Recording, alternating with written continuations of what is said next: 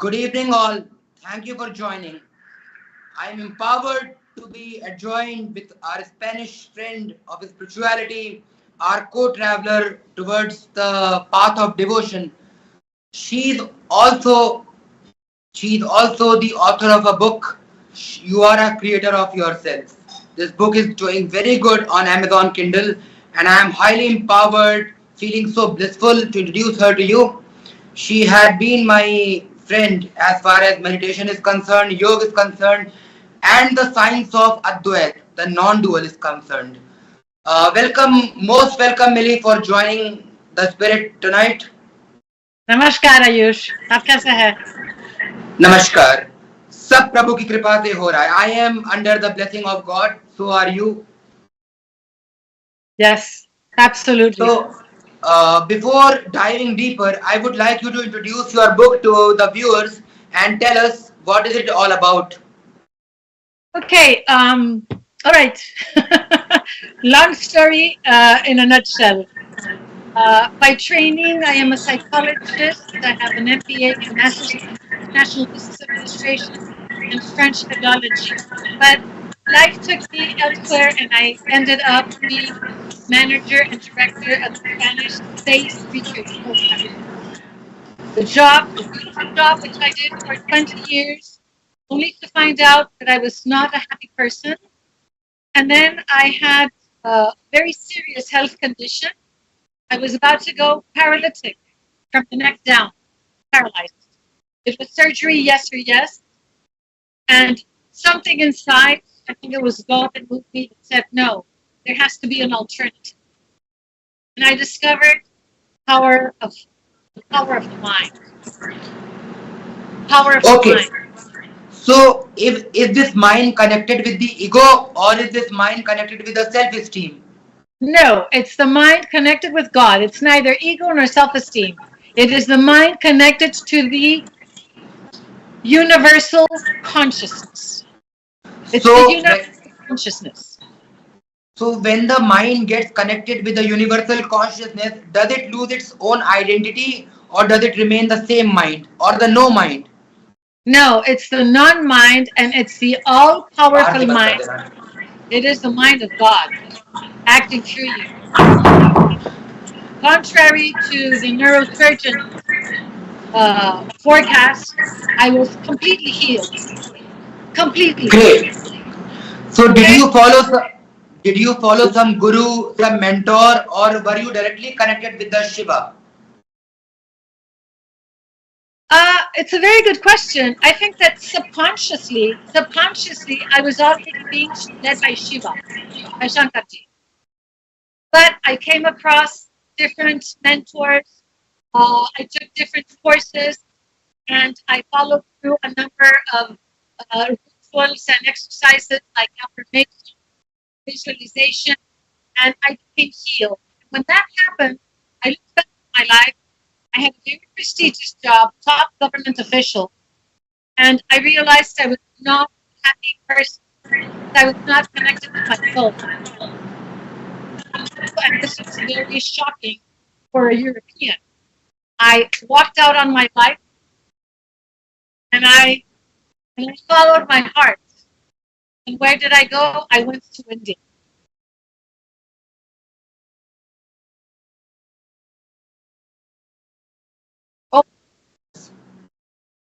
The heart, the mind, and the consciousness, electron, proton, neutron, tamogun, satogun, rajogun.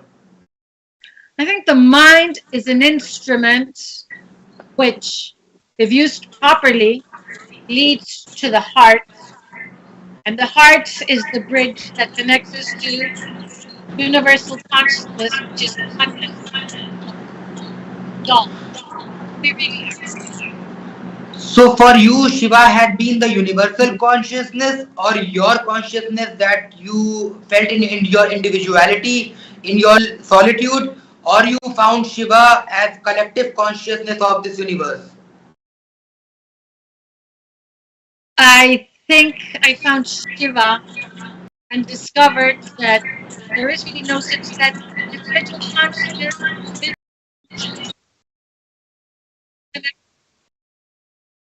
No. No, individual consciousness. Illusion.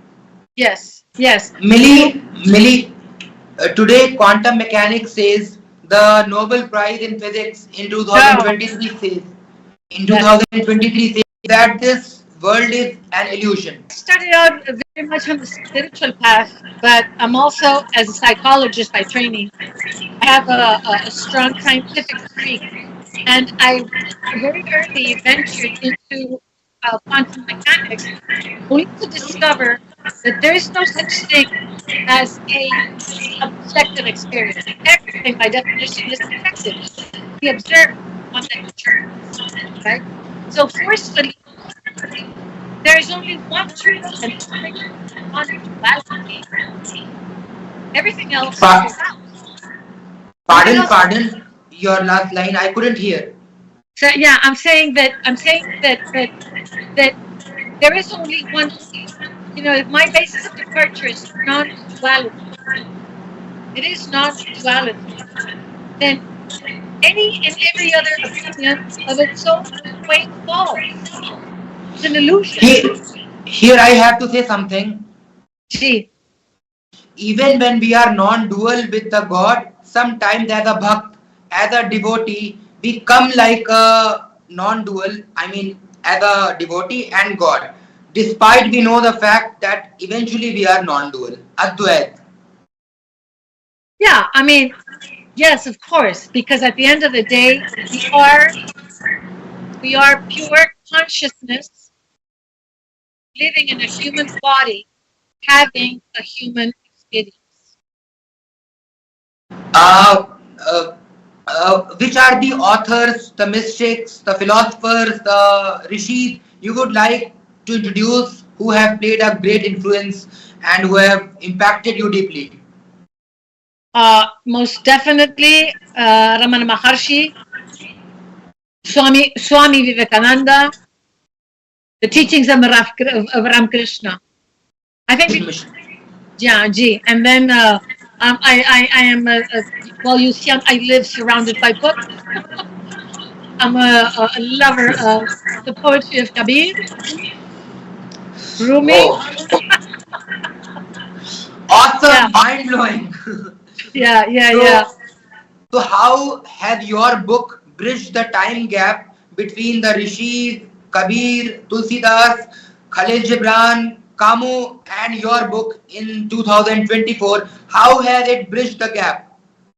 Yeah, thank you for that question, because, you know, when people ask me, what was the most difficult part in writing this book? That is exactly it. How has it bridged the gap? I became completely spiritually evolved. When I walked out, I had a seemingly perfect life, right? Big, top manager, top government job, very flashy, space technology, etc. Which it was. But I was not happy. I was not me, right? How has it bridged the gap? When I finally came to a yoke, a union with myself, my inner self, right?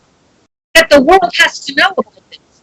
And this I discovered at the feet of my gurus and rishis in India. So how did I do that?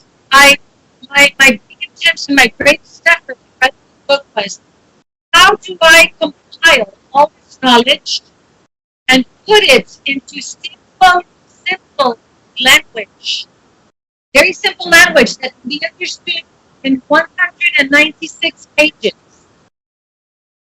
In 196 pages, I want to share with the world. I want to share with the world how wonderful and straightforward it is to be one with God. Rocket science. Yeah. I have a question. What is it? Okay, you must have gone through Abraham Maslow. Have you? Okay, I'm a psychologist by training. Yeah. Sorry. So there is one thing called peace and there is one thing called love. I think understanding the peaceful harmony of the universe is enlightenment, and understanding Shiva or Krishna is attainment to God. So attainment to God is Bhakti Yoga. Attaining peace is Sankhya Yoga, Karma Yoga, Dhyan Yoga, etc. Am I going right? Yeah, but I will share with you, I'd like to share with you and your beautiful audience my philosophy. I am completely convinced that the solution to world wars, the formula to world peace, solution to inner peace, the solution to harmonious living is love. Because God is love. And from love, everything else comes. From love comes peace, comes harmony, comes, tranquility, serenity, uh, wholeness. Everything flows from love. If there is love, nothing can go wrong. What is the difference between loving an individual and loving the God? Like you must have seen Krishna Yeah, playing, no, no. Yeah. playing flute. Krishna be not loving anybody. Still there is an entity called Radha. Radha is Yeah, there. Radha Krishna, So, yeah. so what is the difference between loving an individual as different genders, and what is the difference in loving the God, the ultimate, the Paramatma, the Atma? What is the Listen, difference? yeah, no. This is something that is very, very clear in my mind. I think that human love, as much as we may need it, is limited and limiting. I love you because I need you. It's limited and limiting. Divine love, and when you really commune with divine love, is you love because it comes out of every pore of your skin. It is unconditional and it asks for nothing. You love for the sake of loving the other and helping the other, not because you want love in return. It's not a give and take. It's not transactional. That's the difference for me, the difference between divine love and human love. I mean, it was a very enlightening description that you gave. What is meditation for you? Is it the search for ego towards the eventual peace, or it is driving balance between the tamogun and the rajogun, the balance, samta, stability? Millie, I want to share something. Am I Yeah, audible? go ahead. When I studied chemistry, I realized that all the elements are moving towards stability. Yeah, Hydrogen is hydrogen is moving to become helium. Sodium is losing something to become helium, right? So the entire periodic table is moving towards stability. The same thing happens when you go deeper into physics. The equilibrium.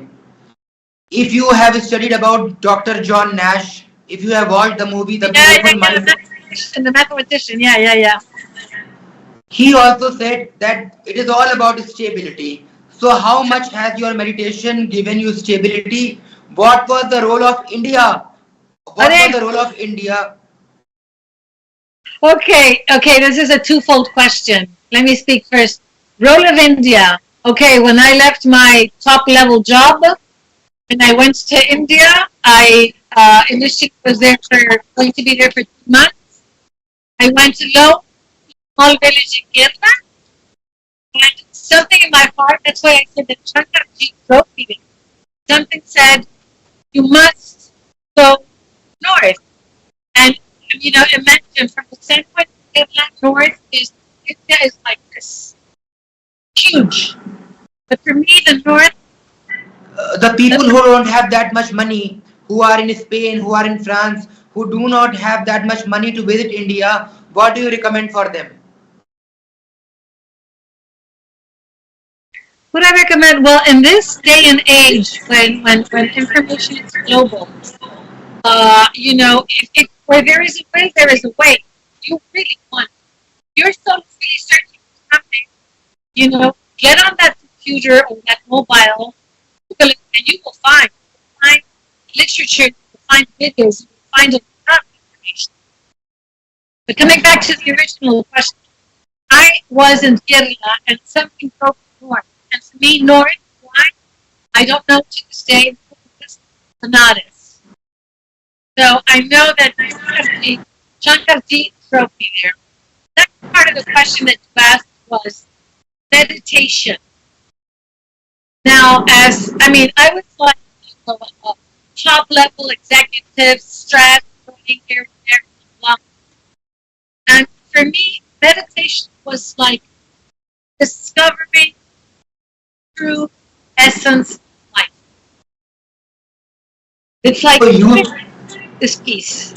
This is life. And the rest of the activities that we do day in and day out, it's all a show. It's to keep the carcass going. But the only certainty I have from the moment I am born, we only have one certainty from the moment we are born. One. And only one. Is that this carcass is temporary. We die. The body goes. You don't die. The body goes. So through meditation, I discovered that the carcass is not important. The spirit, which is eternal, is the one that matters. And it's the most beautiful thing in life to encounter your spirit. To encounter the eternity of your spirit. In which year did you visit India, and was it intuitive or was it rational? There is one thing called rationality, our logic, our reason, our memory, our format recognition, and there is one thing called intuition, which is like guessing, but it is related to the sixth sense. Intuition is connected with the sixth sense. So Shiva, Shankarji attracting you was intuitive or was it rational? And when did you come to India? No, it was intuitive. Because the first time I visited India in my life, in my entire life, was in 1998. And no coincidence, I was coming from Kathmandu. So the first Indian city I set a foot on was my Banaras. And I thought back then, I said, I'm a world traveler, I've been everywhere. And I thought, this is the craziest place on the planet. Okay, this was in 1998. And then some years later, 6 years later, in 2004, when I already knew that I was going to stop my job, and I already had my health healed, I went to the south, I went to Tamil Nadu and Kerala. So second time around, and I never go twice in the same country, but something pulled me there. And then already in 2005, which was when I stopped my job, I said, I need to get out of Europe. I have to see my life from a broad perspective. I need to make a decision as to what the next step is. And it was not a rational decision. It was intuitive. And I will tell you a little story, which is something that really sticks out in my mind. I was at a bookshop here in Spain, okay? And I walked by and I see a book that says the title, it was in Spanish, was The 1,000 Names of Lord Shiva. And I walked past the book, and believe me or not, for 1 hour I kept coming and going back. Shall I buy it? Shall I not buy it? Shall I buy it? Shall I not? Because, my rational mind was interfering, saying, well, what do you want with a Shiva guy, What is this? And I walk away. So then I just said, I surrender. That's where I surrendered to Shankarji. I surrendered. I bought the book and I said, the book is calling me. The book is calling me. I did not know why back then. But so what is, can you meditate for more than 20 minutes without devotion? Can you meditate without lighting the fire and offering your effort for meditation like a gift from Shiva? What is the relation in meditation devoid of Shiva, devoid of bhakti, devoid of devotion, devoid of rationality to understand God and the God particle and the karma tattva, the karmas? What is the role of all that? And what people are doing in the name of yoga in the name of meditation, it is not the real meditation.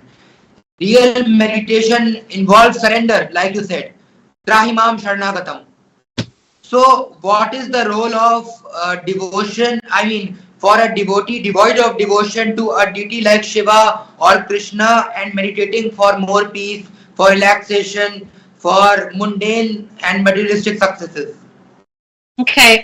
Let me start out. Maybe, and maybe this is going to be useful for your Indian audience to give you the viewpoint of the West, which is very different from that of the East, because I think that there's a gross misconception here in the West as to what is meditation, what are all these things, right? And okay, it is true that in order to meditate, in order to still the mind, the body has to become still. So there is a part of, relaxation of the body, the stilling of the body, before you can actually enter meditation.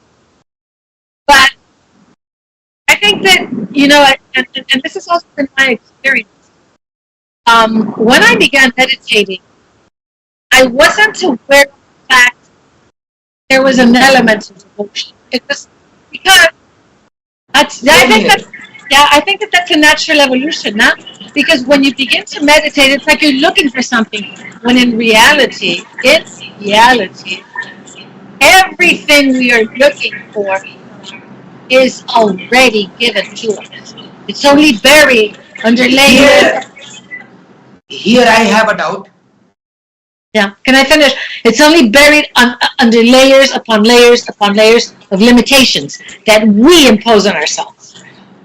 So basically, when you meditate, you start getting rid of these layers. And by definition, devotion is there because you are God. Whether you know it or not, you are part of divinity. You are divinity. Millie, my research, my life experiences say that. Can you repeat what was the main crux? Yeah.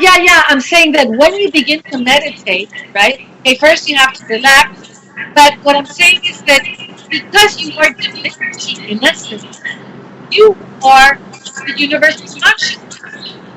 So everything is already there. And okay. Go ahead. See, there had been a debate since antiquity between two things: free will and determinism. I repeat.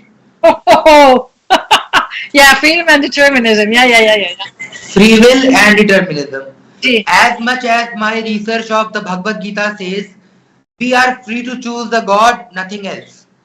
It seems that we have freedom, but our freedom is limited. That if we are in the human form, we have the choice to choose the God, as everything is perishing, everything is going into the big crunch, and everything will collapse. The soul, which will realize that diffusing into the God is the ultimate purpose, is actually life, as everything is perishing. The second law of entropy, the Big Bang, the Big Crunch, the collapse, the chaos theory. We have choice to choose the God, and apart from that, between determinism and free will, it is the determinism of the supreme soul that prevails. Yeah, and I have the intimate conviction. I am thoroughly convinced that the reason why we incarnate and we come back here time and again is to become enlightened. That's the purpose of human existence. No. I feel enlightenment will give you peace, but love will give you devotion. See, yeah. No, but what I'm saying is, okay, maybe I should define when I is when you become really one with God, when you unite, there is oneness, and you are one with the Source. You are love. This is a mission of every human being, whether he or she knows it or not. That is why we incarnate. That's our mission in life. That's why we come here. That's why we come here. So what is the role of effort, and what is the role of the effortless? effort. Something very, a quote comes to mind. Paramahansa Yogananda once mentioned that willpower, will, very, I think it is. It, as a psychologist, I will say that the mind works according to the principle of minimum effort for maximum output. That's Still, I that would that say some. that's the inherent nature of the mind. So if you really wants to go beyond that comfort zone, obviously an effort is required. You have to work for it. Role of the effortless grace. Ah, it's a very interesting question that you're asking me. I think effortless grace comes when you are prepared for it, whether you know it or not. I will tell you, um, I had I had an experience, a waking experience of spontaneous samadhi. I did. In Benares. Nirvikalp samadhi. Yeah. Nirvikalp samadhi. Gee, and it was completely unexpected, but, and, it completely changed my life because I was walking down, I was going toward the vegetable market, toward the ghats, and I quite literally was levitating. My feet were not touching the floor, that's for sure. It was by this Shiva temple that I loved very much, near my house, in the heart of Benares. I live by Ganga Ji, and all of a sudden the scabby dog, the leopard, the kaiwala, the porper, everything was perfect, and I was not me, and nothing was itself. I was contained in everything, and everything was contained in me. And I was walking, and my vision was altered because everything was surrounded by an extremely, extremely bright but not blinding light. And I just thought to myself, this is absolute perfection. Where am I? I know now, it was another dimension. And how long did that last? I don't know. It could have been 10 hours. Walking down that temple, I know it was 1 minute, 2 minutes, but it completely changed my life. So I have been there for 10 seconds or 1 minute. I don't know. Yeah. The blissful experience that you have shared, is it, see, there is a state of delta, sushupti. The consciousness has 4 stages: wake, dream, sushupti, and turiya. So, the way Abraham Maslow has rated self-actualization as the highest need, the experience that you shared with us was self-actualization of Abraham Maslow, or was it bhakti of Radha, Oh, Meera? it was bhakti. So, bhakti is above self-actualization and Abraham Maslow's picture of. Yeah, look, as a psychologist, what I will say, I mean, when Abraham Maslow speaks of self-realization, I think there's a limitation so far as speaks of self-realization as a human being, right? You cover your basic needs and your needs. So you come, in the Pyramid. yeah, until you come to, but it's far superior. It's a different dimension. It's a completely different world. Maslow is very earthly. It's grounded here. What I experienced was in another realm of existence.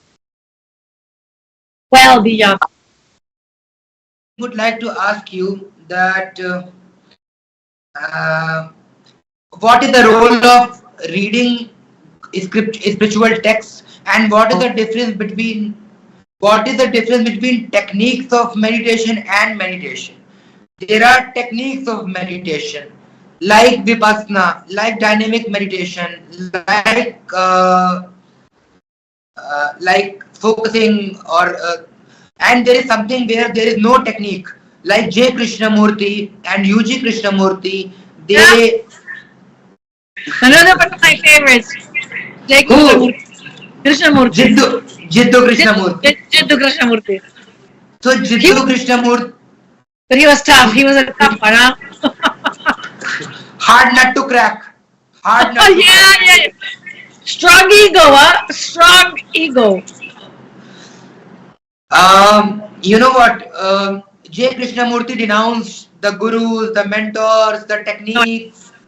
Yeah. So, where do you see J. Krishnamurti in the light of Osho, in the light of Sadhguru, in the light of maybe you say the highest mystics of our times? I think he was a rebel. He was a revolutionary. J. Krishnamurti. Gee, absolutely. He was. He was a free spirit. So he made a statement. He made a statement. The observer is the observed. Of course. That is derived from the Brahma Sutras, that are the Upanishads. So how do you make it simple for us to understand the observer is the observed? You know, I know that sometimes Krishnamurti used very complex language. That's why in my book, I try to simplify. I try to make things very, very, very simple and easy to follow, just like, doing the recipe.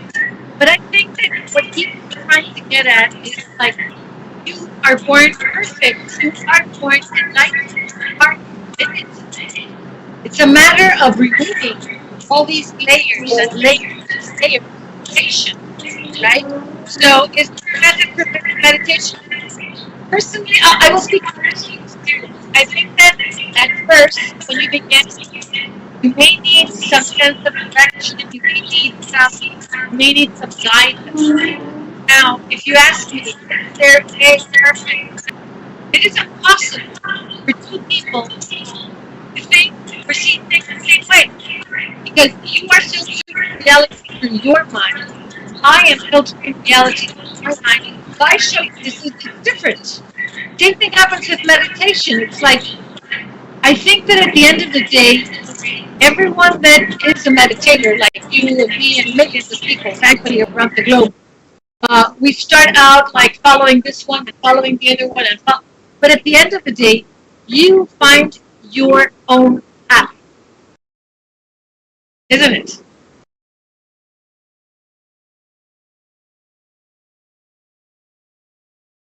There, philosophy is there, the highest altitude of philosophy is there, but there is less devotion.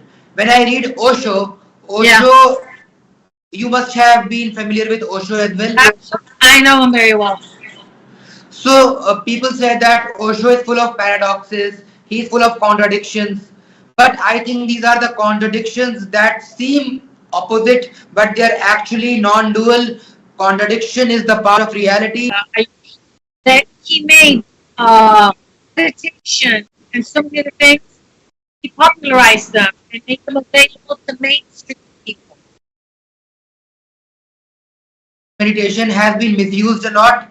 Every Tom, Dick, and Harry is talking about meditation, and everybody is, the words like yoga, meditation, naam jap, dhyan, love a mundane brain. Exactly. When I went to live in India, which was 19 years, I went to live there in 2005. I lived there for 3 years, and from 2005 to Very great. You have given a great explanation. What is the role of technique in meditation? Why, on the way to get dissolved in the Shiva, in the Krishna, there are some techniques that some mentors advocate. That's quantum mechanics does not apply on the celestial bodies, the relativity of Albert Einstein. But the Vedanta, the Upanishads, and the Bhagavad Gita, they do not contradict any of the streams of